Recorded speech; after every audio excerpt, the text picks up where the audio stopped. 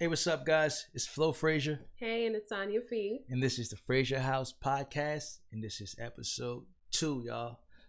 First and foremost, I want to thank you guys for showing us love on that first episode. We tried really hard to get that together for you guys, but we got some good content today. We have 3 more talking points. You guys can feel free to get into the comment. You know what I mean? Write whatever you feel. You know what I mean? If you don't agree with us, you agree with us. If you have some things to add to it, sure, we're open to it. We want to hear what you have to say. So really appreciate your feedback. Oh yeah, absolutely. You guys did really good helping us out and telling us what you guys thought. There was some good comments. So keep that coming. Please like and subscribe to our page, Frazier House Podcast. And yeah, let's get to it. So we were having a conversation earlier. And we were just going through some different topics, and Sonya said to me, have you ever thought about the celebrity death that impacted you the most? Yeah. You know what I mean? Mm-hmm. So that'll be our first talking point tonight. Which celebrity's death impacted you the most? Like it really like tore you up, like and you changed. You know what I mean? Change your life maybe. Right. How How about you go? You want me to go first? I do. For me, I would say Michael Jackson. For me, I mean, growing up, that was like the first artist that I was introduced to that was like really that big. You know what I mean? Like at that time, I was born in 1988. You know what I mean? So that's the year Thriller came out. You know what I mean? That's Michael Jackson's biggest album. It's still to this date the highest selling album of all time. You know what I mean? So seeing the Thriller video on MTV, man, I started dancing after that. You know what I mean? As a kid, like just I couldn't believe what I was seeing. It's like, man, it's like this dude does all this dancing and singing, and he was so good. To hear that he died, I forgot where I was. I don't remember where I was when Michael died. But it was one of those things that it stopped you in your track. Like whatever you were doing, you just stopped, and it was like, man, like Michael Jackson's dead. He's no longer here with us. You know what I mean? Yeah. And it bothered me in the sense of, I mean, I was older. At that time I was in my 20s or whatever the case is. So I wasn't a kid still looking up to this artist. You know what I mean? But I appreciated everything he brought to music. You know what I mean? So hearing that, like, I think that night, like, I went home and I watched every Michael video ever. You know what I mean? I went through every album, and just sat there thinking, like, man, like, will this guy ever be replaced? You know what I mean? Is there ever going to be an artist that come and do the things he's done? You know what I mean? Like, and there's some that are close. Well, there's actually only one that's really close. I think I know. You know what I mean? Like I think Chris Brown is like the closest. Yes. You know what I mean? Mm-hmm. Whenever his time comes, I think it will be the same for him. You know, maybe with a younger audience, someone a few years younger than me, but yeah, like that shook my world. You know what I mean? When Michael died, because it was just one of those things, like man, like, this guy is never gonna moonwalk again. It's never gonna be another Michael Jackson show. Mm-hmm. That it's never gonna be anything else new. I mean, he's left a lot of work behind. You know what I mean? A lot of albums. In the middle of a tour. Right, he's getting ready to tour. Mm-hmm. You know what I mean? So yeah, that one definitely shook my world up. What about you, Sonya? I know you have a few favorites. Of course, it's tough because there's so many, but if we had to choose one, honestly, Michael was my number one. But I stole it from you. I mean, he really impacted all of our lives. He was an artist where you could play his music anywhere. It was children friendly, family friendly, but then deep and impactful. You could dance to his music.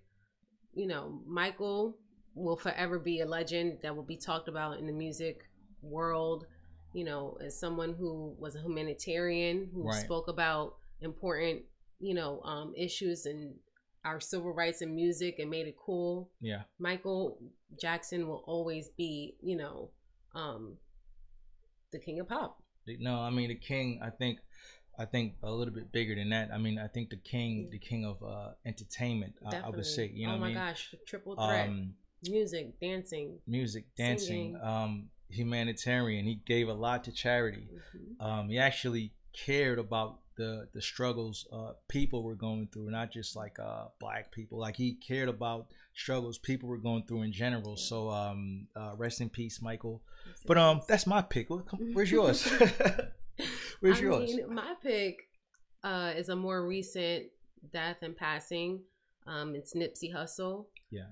Nipsey Hussle, man, we lost a gem Yeah. in the music industry because he, uh, interestingly enough, actually impacted our community outside of music. Right. Right. You No, know, absolutely. very involved, Absolutely. very conscious, very um, just forward thinking and proactive in our Right. community with bettering, I mean, definitely the black community, but then was an example that a rapper or a musician can actually um, take his platform and transcend it into the betterment of the youth.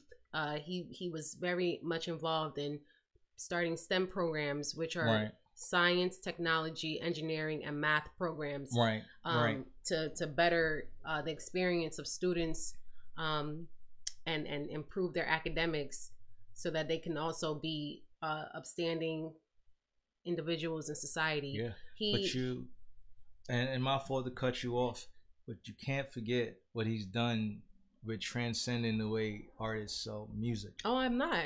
You know what I No, mean? it's in the community of music and in the industry and outside. He was a all around just stand up person, and you listen to his interviews, and you just your heart, my heart breaks for the fact Yeah. that we can't have someone like him. He was just Nipsey Hussle had a great way of adding swag to being Right. cool. Right. He was Right. himself. He never, he was always consistent. All of his interviews were always motivational. You listen to other artists and other celebrities that spoke on his life and that did work with him. They all consistently said how he was always trying to improve, Yeah. uh, uh, our community. Yeah. You know, It's very hard to in his music, and it's very hard it was really tough for me. to find someone or come across someone that everyone loves. You know what I mean? Like that's like very rare. It's rare to find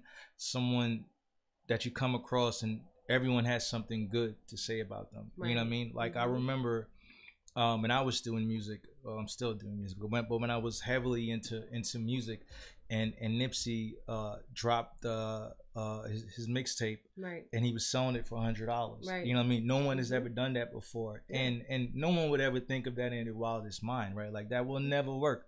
Who's selling the mixtape for $100? Nipsey, he knew his sold worth. it. He sold Crenshaw for $100. Right. You know what I mean? So, you know, he did a lot of things that a lot of other artists were afraid to do. They don't got the balls to do certain things. You know what I mean? And he stood on his word. You know, it's funny because like looking at Nipsey's interviews, I get that Tupac feeling. You know what I mean? Like revolutionary. yeah, looking at him classic. like The things that he shared, the ideas that he had, the intentions that he had for our community and to who he wanted to represent. Yeah. Is classic. You know, his interviews will stand the test of time. It will always be relevant. And these are interviews that a lot of people unfortunately took for granted, or I guess it was under the radar. I don't think it was underrated when it should have been overrated. It should have been his mantra. I mean, but it was his mantra, but it wasn't. I don't know. I just don't feel like it was broadcasted obviously as much until after his passing. I don't think that's it. What happens is in situations like this, I believe, because no one like everyone knew Tupac always was very vocal. Mm-hmm. But no one understood really understood the things he said and the things, his approach to his life, his mentality, until he died. You know what I'm saying? Yeah. And that's the thing with people, unfortunately. You know, the things that you try to, the education you try to put out there and try to expand people's mind will never sink in until you're gone. You know what I mean? You have to die for you to be loved. And I always believe that. I've always said that to people, like, and no one is going to care and die young. No one is going to care about anything you're doing or saying until you're gone and no longer here to tell them anything else. You know what I mean? So I felt like that's what happened with Nipsey, and that's what happened with Pac. He was always here. Those interviews didn't just like come out of thin air. He did them. Yeah. They were out there. No one cared. You know what I mean? People only care once you're gone. Not enough people cared. You know? Because, I mean, I've never heard, not even enough people. Like, because when Nipsey was here, I've never heard any artist, any news person, I haven't heard anyone say anything about his interviews and how wise this man was. No one. I've never seen it. I mean, I think it was, like I said, it was on a much quieter scale, a much the amount of people didn't shine enough of attention or light on his interviews, because I actually reposted one of his interviews on Instagram, like maybe 3 weeks before he passed away. Right. His interview and his words, his swag, because he's very impactful and he's very he was very profound with the way he spoke. Right. Prolific, right? Prolific in just a subtle way. Yeah. And he was saying very powerful, you know, words and messages. And, you know, I had to repost it. Right. I thought he was a great example, you know, and it's just unfortunate that he wasn't the voice that he should have been when he was here. Right. He became more valued and more appreciated after he passed away. And now, you know, the whole world woke up and realized how much of just a valuable man he was. But that's the thing, like, and that's the thing about unfortunate. That's the thing about death that you know, I think we spoke about this before. The fact that people can no longer talk to you anymore, get any other information from you besides the things that are captured on records or videos, you know, it's what make people hone in on they listen harder. They hang on your words. They hang on every word now, because there's no more words to speak. There's nothing else that's going to come from you outside of what's already there. Why do sales, why do music records, or it's unfortunate that when a celebrity or artist passes away, his sales go up. Oh, for sure. Because people are now, like I said, they're now like they're looking to they feeling that energy. You know, when people like that die, that energy that goes out, that grab everyone in. And you know, you listen a little bit harder, especially if you listen to 2 songs and you hear a message. It's like, oh shit, this person had something to say. You know what I mean? It happened with Bob Marley. It happened with the Tupacs. It happened John Lennon. Like, it happened with all these people. Like, when they died, like the music became immortalized. What their messages were. You know what I mean? And and sadly enough, there are going to be more people who die before their time that we should have been paying attention to and listening to a little bit more. You know what I mean? And I don't know, it's something that we can change. We're human. We only can do the things that we've experienced. Like, no one's just gonna wake up one day and say, you know what, let's start listening to everyone that has something to say. No one's gonna do that. I don't think people care that much. They act like they care that much, but they don't. Can you give me a little more of your thoughts on how coincidental it was that he was doing so many interviews before he passed away? Well, a lot of the interviews that were circling around the net weren't like, oh, he did them 2-3 years ago. They were like, back then, you know, Nipsey had like 2 cornrows or some shit going down the side. You know what I mean? Like, he was a lot younger still saying those things. And it's just like Tupac. And Tupac was 17 doing at 17 doing an interview talking about how messed up things is for blacks and other minorities. You know what I mean? 17 years old. Sure. But very consistent. No one cares. No one cares. People are pretend carers. They pretend to care. You know what I mean? So, but Nipsey and Michael, those are 2 good picks. I also want to mention that for us, we both loved Nipsey Hussle before his passing. We actually knew about his music, and I'm not gonna say I knew every song. I remember in high school he had a song that came out with Lloyd, right, called "I'm Feeling Myself," and I would get ready to school or get ready for school in the morning to his music, and it hurt us. No, absolutely. Like when we found out I've that been listening Nipsey to Nipsey Hussle for years.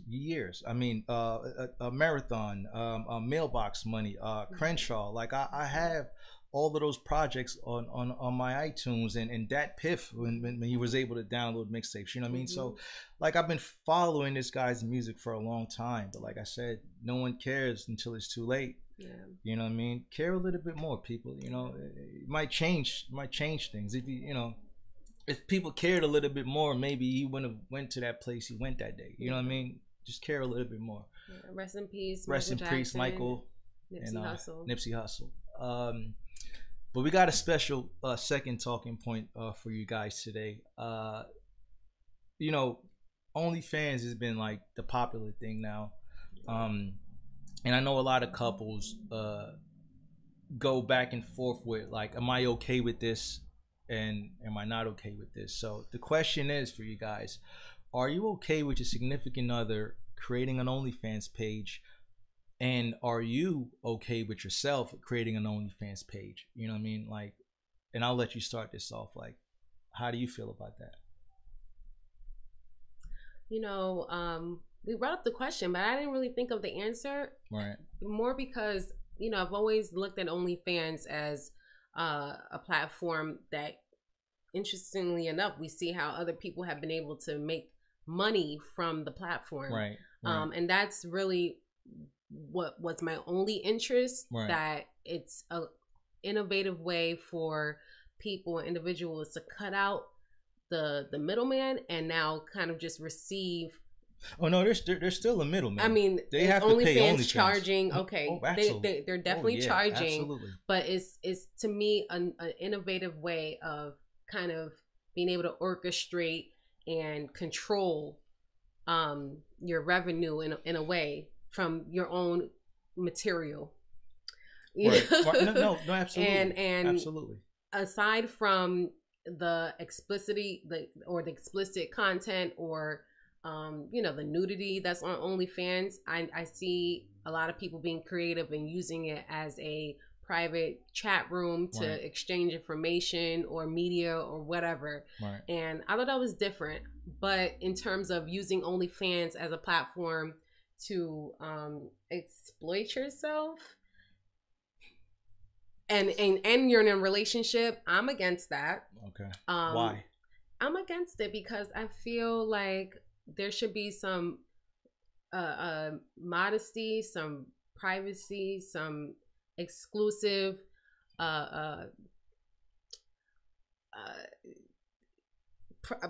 just your privacy you should just kind of leave it at home and not. Let me throw you a curveball really quick. This is a curveball because OnlyFans is used in the sense that you have to exploit yourself in a way that How is OnlyFans different from a girl in a relationship on Instagram holding a camera phone up like this and showing her whole chest?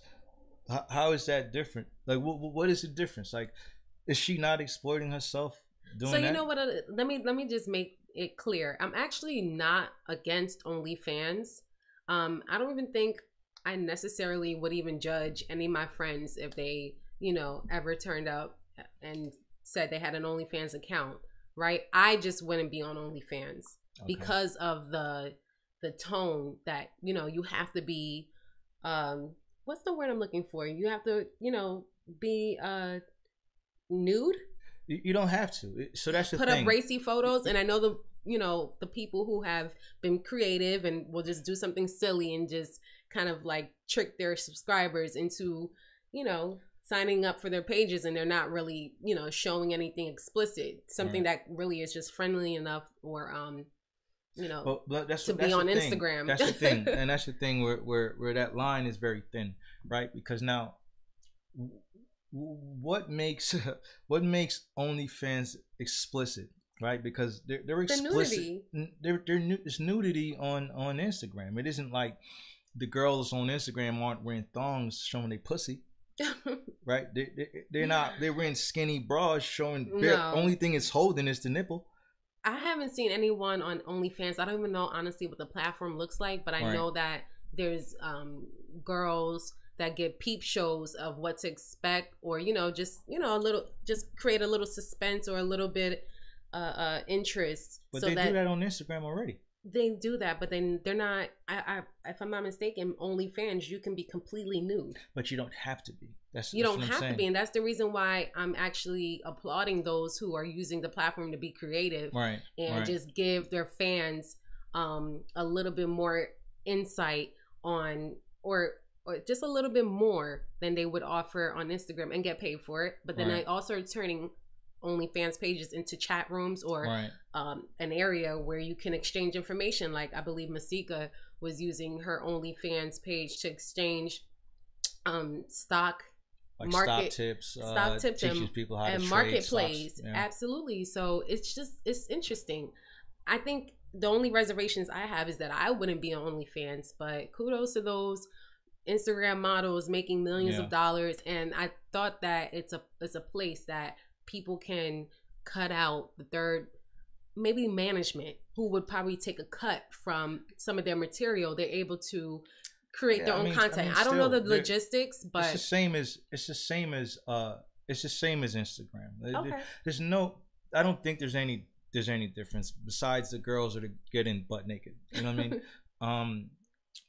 And the girls that are getting butt naked, they didn't go to OnlyFans to do that. They were already doing it either on Tumblr or blurring out areas on Twitter. So that's what I'm saying. The censorship that they're putting on Instagram and Twitter and platforms that are not allowing that type of exploitation. You can do that on OnlyFans now. Right, but this is the thing. The platform is not the problem we're addressing. I think the problem we're addressing are the people who's on that platform doing that. Because are those women and men? Because guys are trying this stuff too.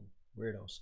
I wanted to touch on that as well. You know what I mean? So it's not only about the girls, right? The men and women that are doing this on OnlyFans, right? And they're in relationships. I want are their partners okay with that? You know what I mean? Me on the other hand, I don't mind if the person I'm with decides to go on OnlyFans and show whatever they want to show. That's their business at the end of the day. How does that make you feel as a man, knowing that your woman is showing the goods? She won't be my woman for long. I'll tell you that much. So you do have a problem with it? No, this is the thing. If I'm with someone and I believe I know that person, right? I don't expect them to go in there and be naked showing pussy and titties. Right? Go in there, be a girl, that's fine. But when this what worries me, the people that go in there with the mindset to just show a little, and then 2 weeks later they're butt naked, and it's like you allow that money to make you go to a place that you never wanted to go. So I'm more worried. I'm more thinking about, okay, if you're this easily controlled by these little subscriptions, imagine when you go out into the real world around people with millions. So once you see that, you already know who you're dealing with, and that's when you have to step back from that person. Of course. So there's a line that's crossed for you that will actually make you question how far, Yeah, you let the person do. I'm not your lord. You don't have. You do what you want to do. Even though that says underworld. Right. As a human being that respects other human beings and their choices in life. Sure. Do what you want to do. It's just not going to be in line with what you. But when it gets to that point where I'm seeing you are no longer in control, the money, the subscriptions, and the attention is what now controls what you do, how far you go. that's what worries me. And it's like, okay, I need to step away from this person now. So can you actually say that there's a level of taste that needs to be done to meet your level of comfort? Sure. And for me, yeah. for you to be secure in your relationship? Because now here's the thing. Is it about the exposure, or is it about, obviously it shouldn't be about the money, because you're going to, I mean, I'm assuming you're going to be encouraging to make more money and, you know, kind of do whatever it is that you need to do to, you know, secure the bag. But not in the extent of selling your soul. There's Right. levels to it. There's extremes. And Right. I guess in a nutshell, what's your extreme? Is it just, you know, sexy photos and underwear, or you know, what is it that you, like I said, where do you draw the line? Looking at the graduation from one level to the next, from going to just, you know, posting these to bending over, posting back shots, to now you're butt naked. It's like, yo, how far are you gonna go with this, right? You're no longer in control. You don't even know what you're doing anymore. So there needs to be a conversation, in your opinion, because you're okay. No, I wouldn't have the conversation. I'll watch the person, because I want to see how easy you're manipulated. Would you? But here's the thing: you're okay with actually having the platform, sure, the person having the platform, right? But you're not okay with the level or the extreme, or tastefulness of the photos. There's some women on OnlyFans, yeah, that don't go that far. Sure. Is it also a trust issue for you? Yeah, of course, because like I said, if you're controlled by those subscriptions and those things, anyone can control you. These people are on a computer just sending money. Imagine if that person's in your face and say, "Hey, here's 10 grand. What you willing to do?" Are you gonna jump? You know what I mean? So that's what I think about when I see women graduating to higher levels on those platforms and going to the extremes. Yeah. You know, so like, is this soft porn, or are you a porn star? Right. Are you graduating to that level? You know, because before you was good, you was a wholesome, you just being a girl. Now you're willing to show pussy. So yikes. You know, how does those things even make sense? Right. If you were this person, now you showing all these things, who are you now? You're not in control, and I don't want to be a part of someone who's not in control of themselves. Now, OnlyFans to me is also, I mean, again, in my opinion, it's a new platform where anyone can just, you know, be as explicit or racy in their appearance and not have to go the porn star way of just doing it like on a more staged level. What if it was presented to you that this is what I want to do, the extreme way? Is that it's a deal breaker? No, it makes no sense for me to be in a situation like Absolutely. that. No, because like I said, if I'm dating somebody, obviously I'm not dating a porn star. So if today you're this person and this platform comes along and now you're that person, right? When something else comes along, who are you going to become then? Like I said, the ability that these things can control you is what worries me about people. Let alone not knowing your partner. It's also now the feedback, the results that may actually come from that. Sure. The men. Sure. You don't know. And you don't know.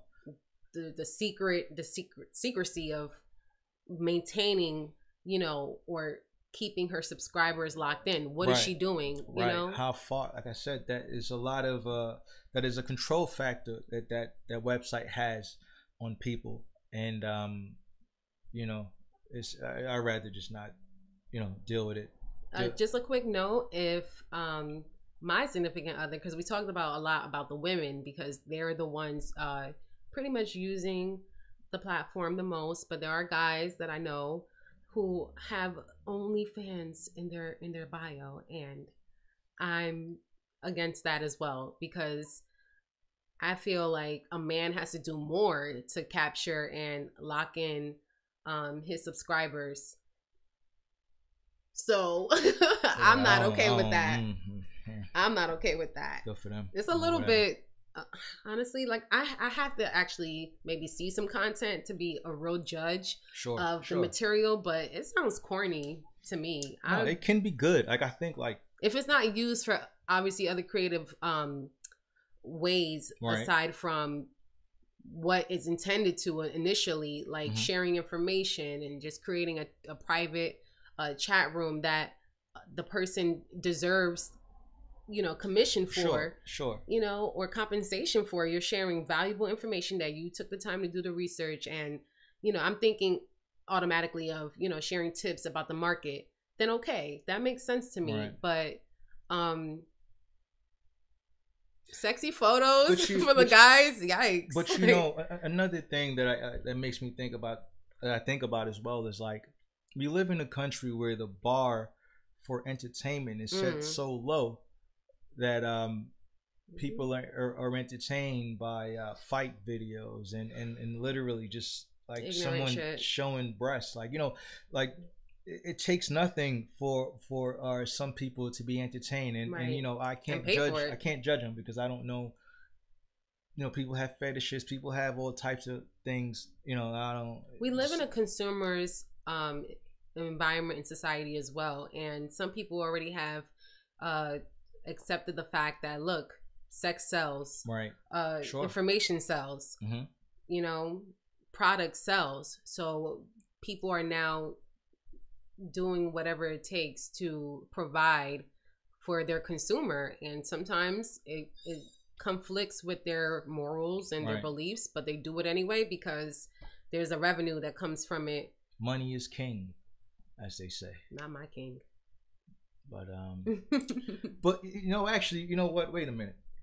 Just to slide off from the OnlyFans topic, have you guys seen this video with this couple who appears to like barge into this guy's Airbnb and just randomly, like that? Those type of things have to stop, man. That's crazy. That's I did see that video. I seen the video, and it was the person recording the couple. The white couple that came into the home. He sounded black. Yeah. But I definitely feel like after watching the video, the couple were profiling the people that were in the home, and he questioned why they thought it was okay for them to just come in the house and check or inspect who was in the house after their former neighbor moved out, just to be, you know, informed that yes, this was an Airbnb and it was being sold. And I just instantly thought that the guy was gonna say, "Yo, get the fuck out of here." Yeah, like he honestly he should have shot them both. That's what I believe. Trespassing. Shot them both. Ooh. I'm in fear of my life. Right. Who are you? You're trying to kill me. Ah, bang bang, both of you. Right? Because, you know, if it was the other way around, if he went into their house, he'd be a dead man right now. Dead. I thought it just made no sense at all, because I seen a similar video, and what they like to do is call the police. So why not call the police? What did you think you and your wife walking into this home would be able to do? Right. You know, unarmed, or you don't have any backup, you don't have any authority to even be in the home. Right. Why would you not just call the police like they love to do anyway? Right. And have them step in? You thought it was okay to even just walk on the lawn, on someone's porch, and open the door and go into someone's house. Or why not call the neighbor that you remembered living there? Call the neighbor, since it's a community. I'm assuming that everyone probably knew each other. So whether they raised a flag or some form of concern, why not reach out to the neighbor and see, maybe he had company? I just don't understand. That's because the mentality these of people privileged think people. They think they're all what's his name, Zimmerman. They think they're the community protection, like police watch or whatever that silly stuff is. Stop doing that, man. You know what I mean? Stop. Go do something more productive. Like, please, like, that's nonsense. Leave people alone. No one's bothering you. Stop bothering people. Mind your business, man. Mind your business. Mind your business. And he should have shot them. But Terrible. Yeah, ridiculous. That was very upsetting to see. I had to repost that on my page. Like, can you believe this? People at the very least, call the police. Don't do nothing. Mind your business. Yeah, actually, the police probably end up killing this guy. Made it worse. And then you know what they'll say? Oh, I'm sorry. Like a family member being dead. We missed a shot. You know, silly shit. Rest in peace, Breonna Taylor. Yeah, like these people are losers, straight up, nothing but losers. Like, find something else to do. Find someone else to. Don't even find someone else to bother. Just find something else to do, man. Go fishing or something, man. What the fuck?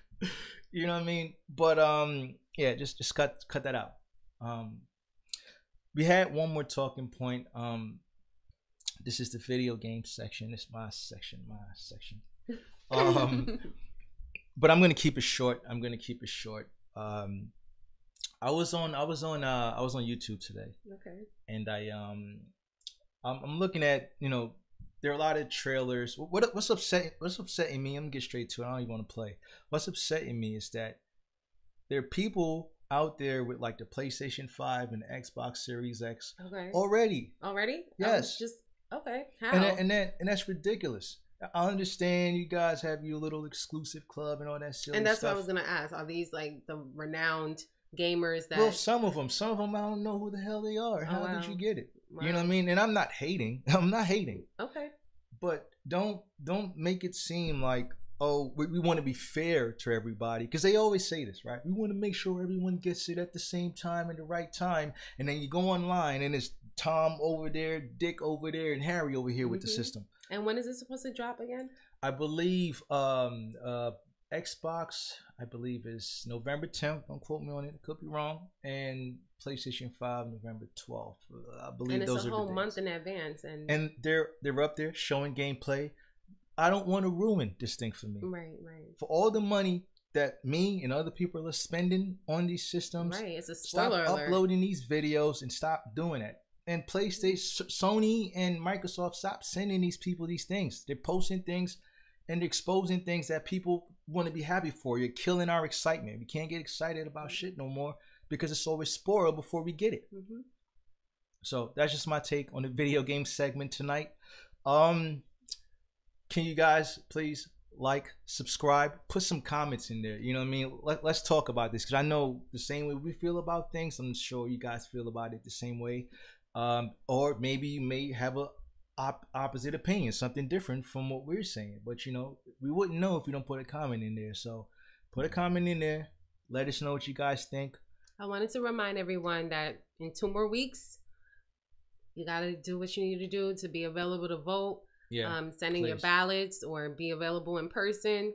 In our next episode, I'll probably be dropping in some information just so that everyone is, you know, ready and just prepared. It's very important. But what Diddy said a few years ago, well, a lot of years ago, vote or die, because that's kind of what we're up against right now. Like, relying on it. You vote for the wrong man, more blacks are gonna get killed, and other minorities are gonna get killed. It's a matter of life and death. Vote or die. Like, that's the life and that's the world we're in right now. So that's our episode, guys. Flo Frazier, Sonia Fee. This is the Frazier House Podcast. Thank you for watching. Have a good night. Peace.